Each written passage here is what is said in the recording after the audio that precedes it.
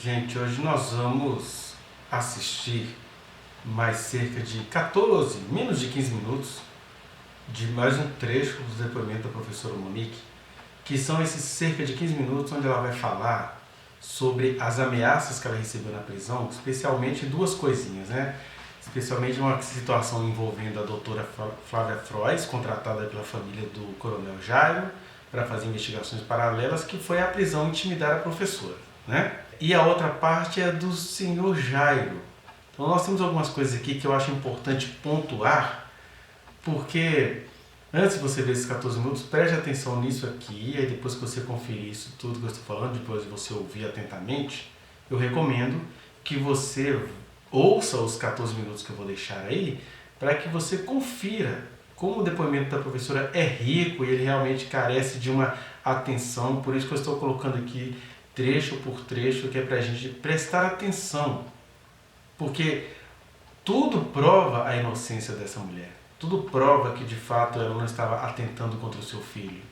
E a gente vai vendo assim a má fé que vai rolando nisso tudo, né? Porque a doutora Flávia chega como se fosse alguém querendo dar atenção a ela, a família do coronel a trata muito bem para tentar cooptá-la para eles, né? E acho que ela faz muito bem, né? A professora Monique faz muito bem de não cair nessas seduções, mas quando eles vão vendo que ela não vai cair nessas seduções, começa-se toda aquela fofocaiada que eles criaram em cima dela, né?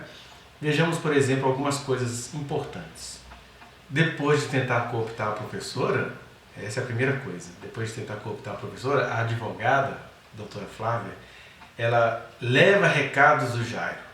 E aí nesses recados do Jairo a gente vai vendo algumas coisas curiosas nas quais a gente não para prestar atenção.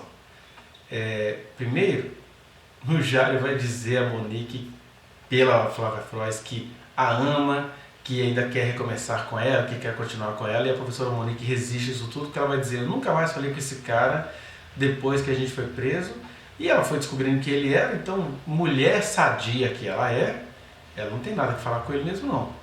Mas a outra coisa, em meio a essa narração de que a Flávia Frois teve esse desaforo de enviar recados desse homem que violentou e acabou com a vida dessa mulher, né?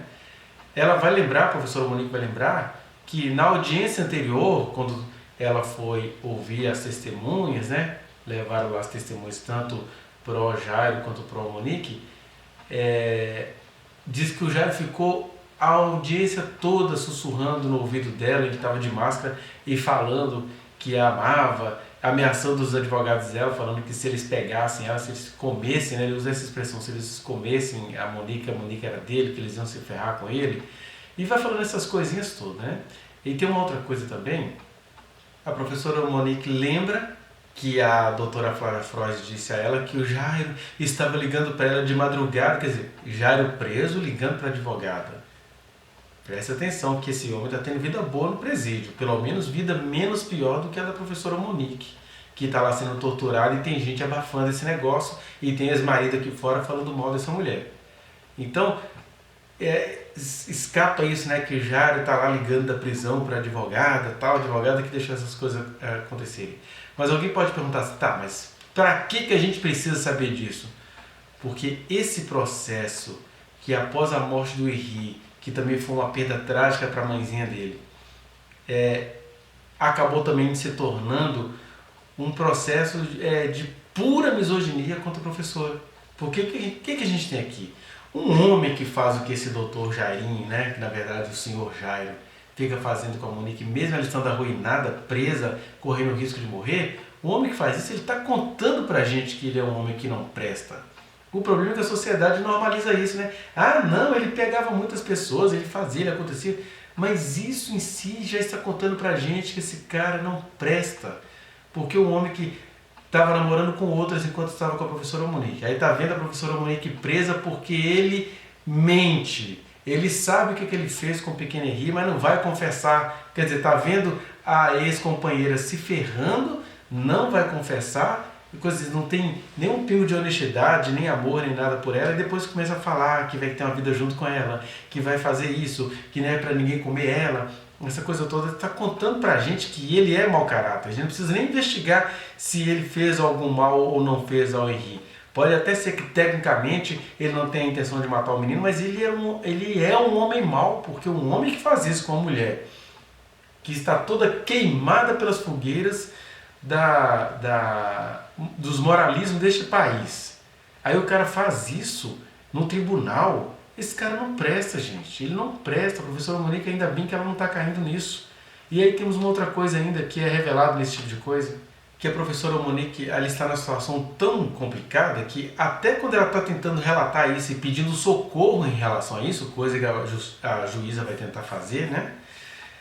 As pessoas falam assim, ela está pensando que ela é gostosa, ela acha que é a rainha, né? Que o advogado foi lá, que o advogado quer comer ela, que o ex gosta dela, que todo mundo gosta dela. Não, gente, ela é só uma mulher que está tentando se livrar, além de ter de se livrar das falsas acusações que fazem contra ela, ela tem que ficar se livrando dessas cantadas, dessa gente mau caráter.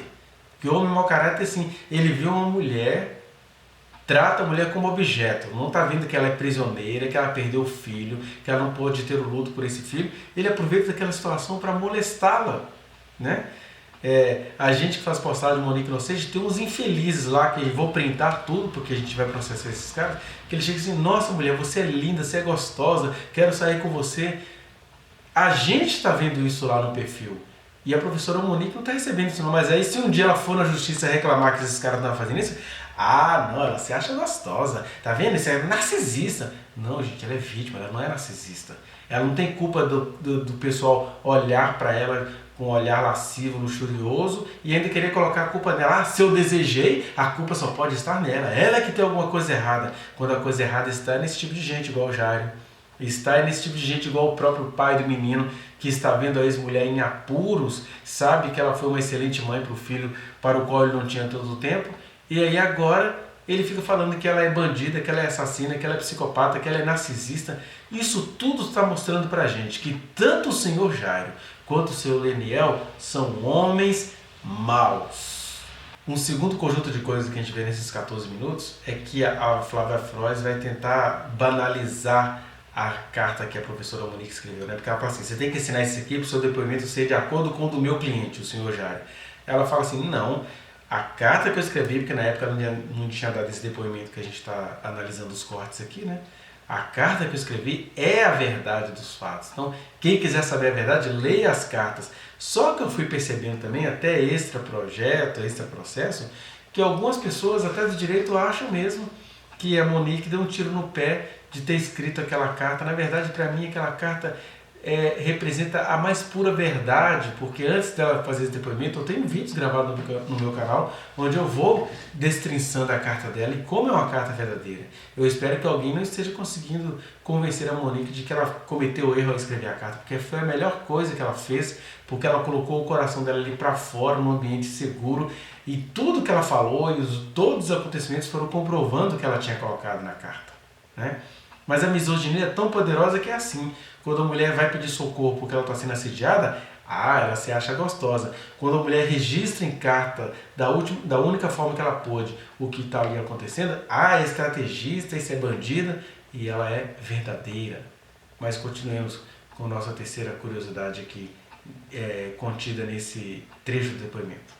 A Flávia Frois, vendo que a professora Monique não ia cair nessa bandidagem dela, né, me perdoe aí, mas o termo é esse mesmo, aí passa a ameaçar a Monique, inclusive dizendo que ela poderia ser transferida de presídio por causa disso, o que de fato aconteceu, né? Ela saiu do presídio onde ela estava e foi para um outro, então parece ali que tem advogados, coronéis, isso e aquilo, mancomunado com gente poderosa, porque até o pai do menino hoje está mancomunado com gente poderosa muito estranha, né? Mas vamos à quarta questão. A professora Monique vai deixar bem claro que, porque no meio dessa história toda a Flávia Frois pede laudos sobre o que o menino tinha, que ele tinha um probleminha no coração quando ele nasceu, mas que parece que isso foi tratado, né? Um sangue que vazava ali, e ela vai dizer isso tudo aí, você vai ver no trecho. Mas o que eu acho curioso é que ela deixa bem claro que o Henri era um menino de reagir provocando vômitos. Muitas crianças fazem isso. Eu tive 3 crianças e cada uma fazia isso ao seu modo, né? O que não quer dizer que a gente não possa acreditar nas crianças, mas é que a professora não tem de ser culpada por causa disso não. Mas isso mostra que no dia da morte do menino, quando ele fez vômito porque ele não queria ir para casa nem da professora e nem do pai, ele queria ir para casa dos avós maternos, que aquilo, todo mundo entendeu naquele momento que era só mais um dos vômitos que ele ficava fazendo, que toda vez que ele era contrariado, ele provocava vômitos, né? Que é uma maneira, digamos assim, uma oralidade que a criança tem no meio de protestar. Tem crianças que não vomitam, mas elas choram até desmaiar, de pirraça, de alguma coisa ali, que é a maneira dela comunicar. Com isso eu não estou inocentando os possíveis crimes cometidos pelo Dr. Jairo. O que eu estou dizendo é que o menino tinha sua característica, e uma dessas características era essa, de provocar vômito quando ele estava sendo contrariado. E com isso a gente consegue entender que o próprio Leniel, na noite da morte do menino, entendeu também que aquilo era só mais um vômito, né? E que ele ficou bem com a mãe, ela deu sinais, mandou foto pro pai para mostrar que estava tudo bem. Então, as pessoas pegam isso para falar, o menino estava vomitando e ninguém nunca entendeu isso, mas o menino faz isso desde que ele começou a se comunicar como criança, né, a partir de seu 1, 2 anos de idade. Então não era fácil a professora detectar o que significavam aqueles vômitos, por exemplo, né? Ela vai contar que toda escola que ele ia, ele vomitava, via o muro amarelo de uma escola e já começava a vomitar, e ninguém conseguia realmente entender o que pudesse estar acontecendo. Todo mundo entendia que era porque ele não queria ir àquele lugar, porque quando ele não ia ficava aliviado, né? E a professora Monique, nesse caso, ela era marinheira de primeira viagem em vários aspectos. Ela era o primeiro casamento dela, aí depois foi a primeira vez que ela casou ou se juntou com alguém que não era do casamento dela, era o primeiro filho dela, então nem tudo ela conseguia realmente saber nesse sentido, não? Depois ela vai dizer que o coronel Jair enviou um pau-mandado lá, um agente de segurança, para dizer para ela, você tem que ser grata ao coronel Jairo. Quer dizer, intimidando a professora para ela entrar nos esquemas aí, né, da família do coronel Jairo. Isso é muito triste. Eu até entendo que eles estão fazendo aí algum trabalho que vai mostrar que talvez o Jairo não seja esse homem tão cruel, mas eles quererem colocar a professora Monique no meio disso tudo para fazer parecer que ela seja mais cruel, que é a vontade do Leniel também, né, que é que ela seja castigada em dobro, sendo que ele sabe que ela como mãe agiu muito melhor do que ele como pai. Alguém fala assim, mas a criança está morta porque as pessoas ignoram as tragédias da vida. A gente pode estar exercendo um excelente trabalho e esse teto agora cai na minha cabeça. Isso é sinal o quê? Que eu tinha uma maldição? As pessoas têm que parar com essas interpretações moralistas, né? É igual na atividade, uma mulher não conseguia ter filho, todo mundo já achava que ela tinha alguma maldição. Não, gente, ela só tinha um problema orgânico. Aí agora uma mãe maravilhosa perde o filho, ela é bandida. É muita covardia isso de vocês. Enfim, eu peço a você para acompanhar esses 14 minutos. Há outras coisas interessantes que ela vai dizer aí. Eu acho importante a gente verificar esses detalhes. E ela vai dizer assim, né, que ela não iria mais se calar depois que ela saísse da prisão. Então a gente interpreta, nós apoiadores dela, a gente acaba interpretando que algum conselho, alguém de fora, a fez ficar um pouco acuada enquanto ela esteve solta. Até porque quando ela começou a responder às mentiras descaradas de seu ex-marido, tem gente no Monique Inocente que sai do perfil porque não querem que a gente fale mal do ex-marido, e na verdade a gente nem está falando mal, a gente está fazendo esse contraste. Quais contrastes? Quer dizer agora que para o Leniel sair por aí como defensor de criança, ele vai fazer isso esmagando uma mulher que ele sabe ser digna? Esse contraste alguém tem que fazer. Segundo contraste, quer dizer agora que para ele ascender a política e fazer políticas, ele vai fazer isso mentindo, esmagando e arruinando a vida de uma mulher que ele sabe que é digna. Então alguém tem que apontar isso. Se você vai sair do perfil ou vai deixar de me seguir no YouTube ou no Instagram, lá no Monique Inocente, é porque você é a pessoa desonesta que não sabe examinar as coisas. Quer saber da bondade do Leniel? Examine-o de perto. Quer saber realmente se a professora Monique é uma pessoa má? Examine de perto, que você vai ter surpresas sobre os dois lados da questão. Mas quem não gosta da verdade se retira e sai por aí babando amarguras. Mas enfim, assista o depoimento, mais esse trecho de 14 minutos, porque tem muita coisa importante para vocês entenderem aí. E que a professora Monique continue firme e forte para que um dia ela possa pôr a boca no mundo e toda essa farsa ser desmascarada, porque ela é a única parte verdadeira dessa imensa farsa jurídico, político, misógina que caracteriza o nosso país. Muito obrigado pela sua atenção. Fique com o depoimento da professora. Eu recebi a visita da advogada doutora Flávia Frois, lá no Complexo de Benfica. Ela entrou, me chamaram, eu até queria, se eu tivesse oportunidade de trazer, no presídio de Bangu, nós recebemos um papel escrito o nome do advogado, a hora do advogado, a OAB do advogado e a interna que recebe aquele determinado advogado. Tem esse controle no presídio onde eu estou hoje, em Bangu. Em Benfica, não existe esse controle. Nós somos chamadas pelo rádio, o rádio chama, fala, olha, advogado para Monique, para a interna, Monique Medeiros. E assim eu fui recebida na porta, o policial me chamou, falou, Monique, advogado, sexta-feira, dia 7 de janeiro. Cheguei lá, lá se diz parlatório, né, mas não é um lugar de visita íntima. Lá cheguei no parlatório, que é o lugar do advogado, e me deparei com a Flávia, cuja eu nunca tinha visto na minha vida, não a conhecia.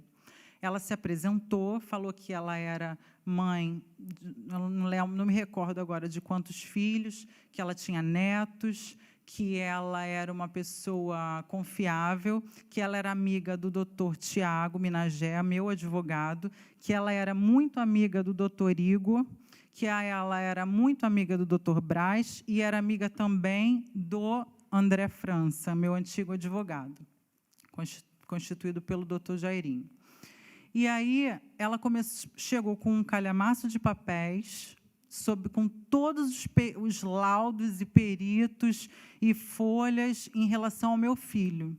Eu nunca tinha visto. Ela falou assim, olha, a primeira coisa que eu quero falar para você é que eu me sensibilizo com a sua dor, e eu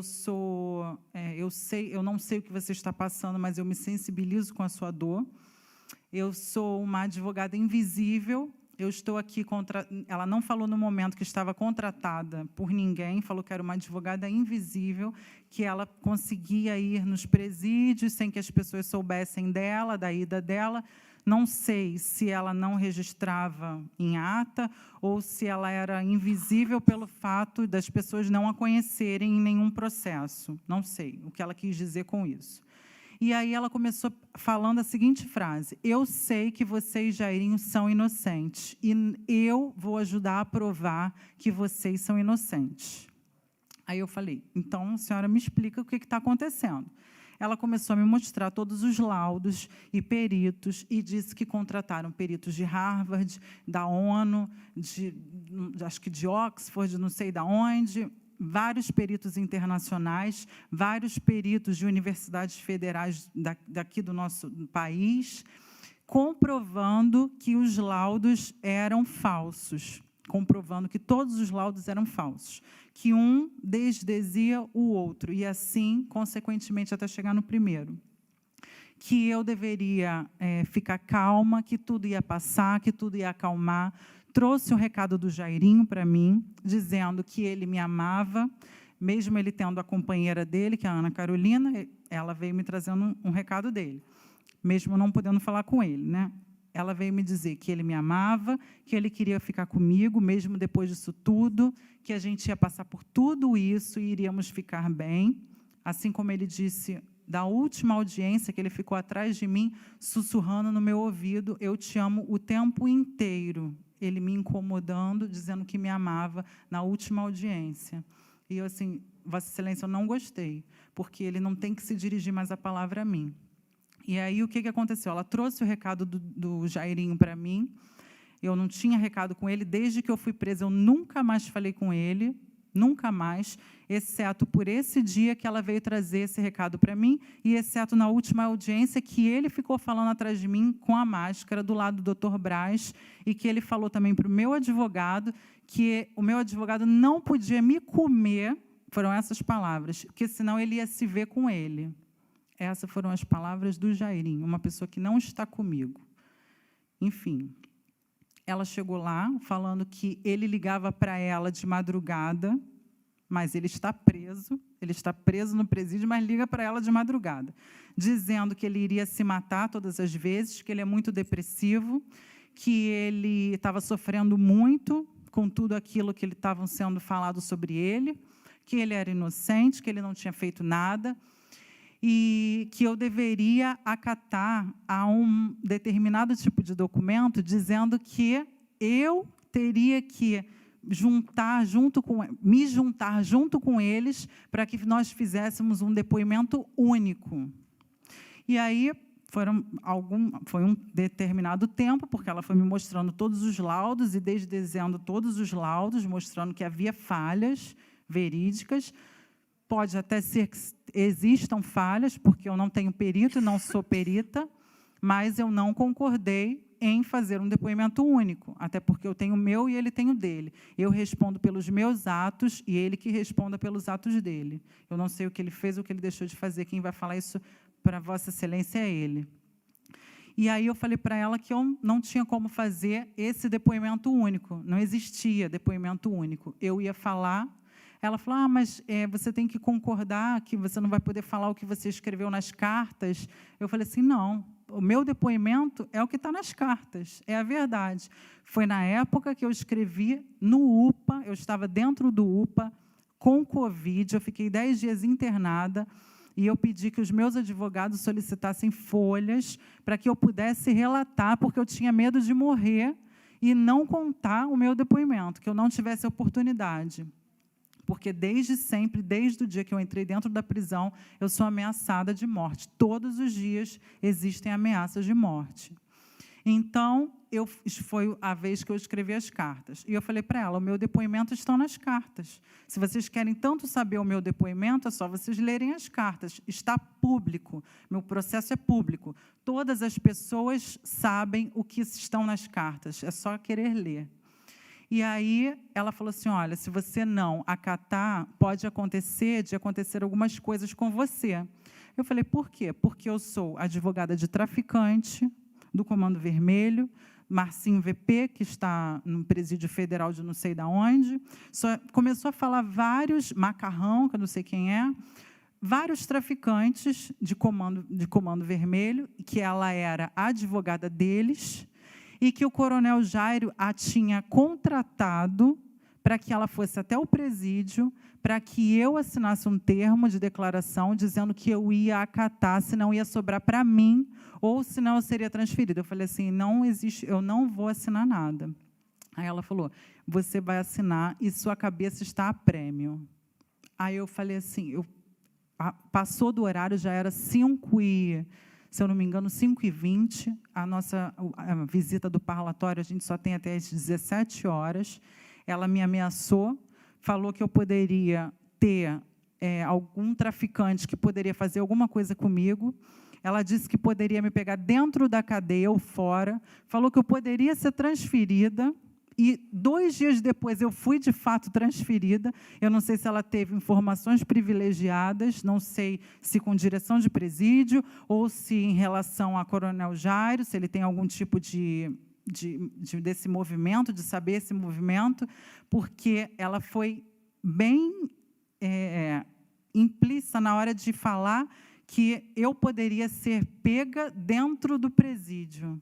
Então, assim, eu fiquei apavorada. Eu falei, como que vai me pegar dentro do presídio? Minha cabeça já estava a prêmio, que Jairinho estava falando com ela de madrugada. Basicamente, ela pediu o quê? A senhora pediu para que eu assinasse um documento para aderir à versão do Jairinho. Tá. Ela chegou a lhe pedir históricos médicos do seu filho? Pediu. Ela perguntou... E a senhora concordou? Não, não concordei. Não concordei, até porque os históricos médicos do meu filho estão com os meus advogados. Se Vossa Excelência quiser, está tudo com eles, está tudo numa pastinha separado. Isso foi tudo quando ela estava me mostrando os laudos. Exatamente, ela me mostrando, perguntou se o nariz do meu filho sangrava, perguntou se saía sangue pelo ouvido dele, se ele já teve algum tipo de doença. Eu falei que o meu filho nasceu com um furo no coração e que a pediatra dele tinha relatado, tinha feito um exame, e ele, depois, quase 1 ano depois, nós fomos fazer de novo o exame, já não tinha mais o furinho no coração, que era um sangue que vazava. não existia mais. O Henri tinha costume de vomitar, sim, porque só isso, né, que ela perguntou dos vômitos. Eu, quando coloquei ele numa escola, numa creche-escola, com 2 anos e meio, ele vomitava para entrar na escola. Depois, eu coloquei ele num colégio requisitado, lá em Realengo, que é o Colégio Francisco de Assis. Ele via o muro amarelo, ele vomitava todas as vezes para não entrar na escola.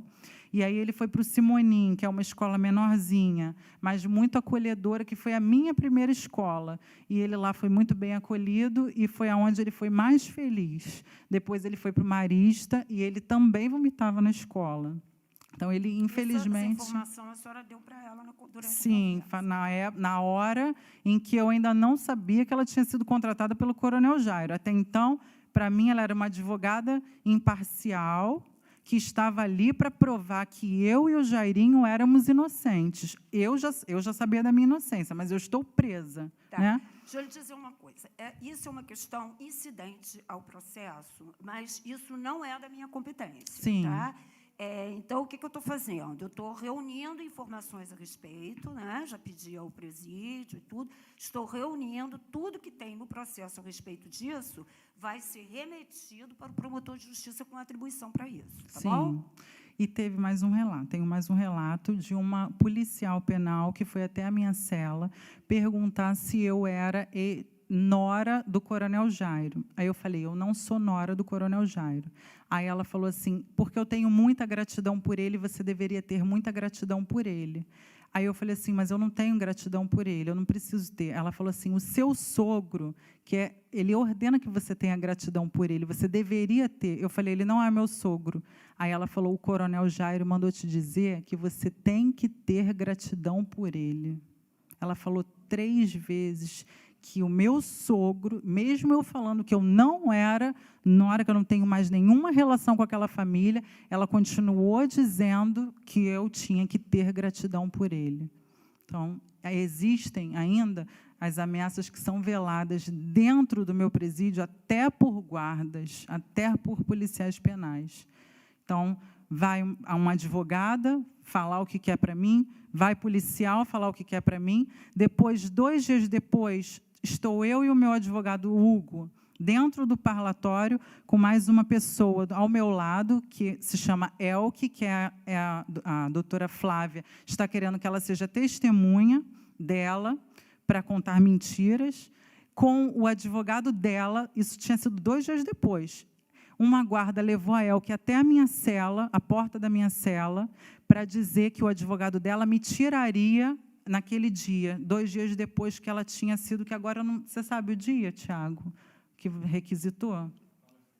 E aí, quando a gente chegou no parlatório, né, na parte dos advogados, que é uma cabine dupla, ficam 2 pessoas, o advogado dela, a pedido da doutora Flávia, estavam com a minha petição, que eu tinha contado para a minha família relatar para os meus advogados, e com toda a petição, com todas as reportagens, com várias imagens minhas, passando para uma advogada interna, para que pudesse me ameaçar dentro do presídio. E agora eu descobri, nessa semana passada, que uma outra interna da cela dela está sendo ameaçada por ela e pela doutora Flávia, que ela vai abrir um boletim de ocorrência, que ela também está sendo ameaçada para ser testemunha dessa Elke, que é amiga da doutora Flávia, que é madrinha de algum filho dela, e que a doutora Flávia é madrinha também de algum filho dessa Elke, que é presa, que parece que também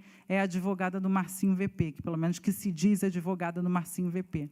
Então, me ameaçou, dizendo que ela era advogada de traficante, que eu podia ser pega dentro da cadeia, que eu podia ser transferida, não sei se tem algum tipo de informação privilegiada, e que eu deveria acatar a um depoimento único. E eu não vou acatar, porque eu já fui silenciada demais, já me calei demais, e agora eu não me calo mais.